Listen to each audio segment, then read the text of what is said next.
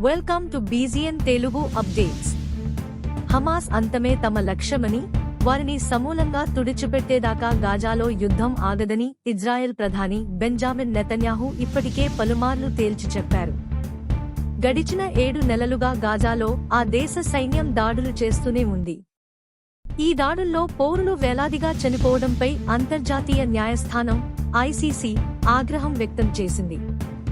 Israel ప్రధాని Netanyahu, అటు Hamas leader Yahya Sinwar ఇద్దరూ యుద్ధ నేరాలకు పాల్పడుతున్నారని, అమాయక పౌరుల మరణాలకు కారణమవుతున్నారని పేర్కొంది. దీనిపై విచారణ చేపట్టినట్లు ఐసీసీ చీఫ్ ప్రాసిక్యూటర్ వెల్లడించారు. యుద్ధ నేరాలకు సంబంధించి నెతన్యాహుకు అరెస్ట్ వారెంట్ జారీ చేసే అంశాన్ని ఐసీసీ జడ్జిల బృందం పరిశీలిస్తోందని, త్వరలో వారెంట్ జారీ చేసే అవకాశం ఉందని ICC chief prosecutor Karim Khan పేర్కొన్నారు. నెతన్యాహుతో పాటు ఇజ్రాయెల్ రక్షణ మంత్రి Gallant, Hamas leader Yahya Sinwar, Mohammed Deif, Ismail హనియాలకు వారెంట్ జారీ చేయనుందని తెలిపారు.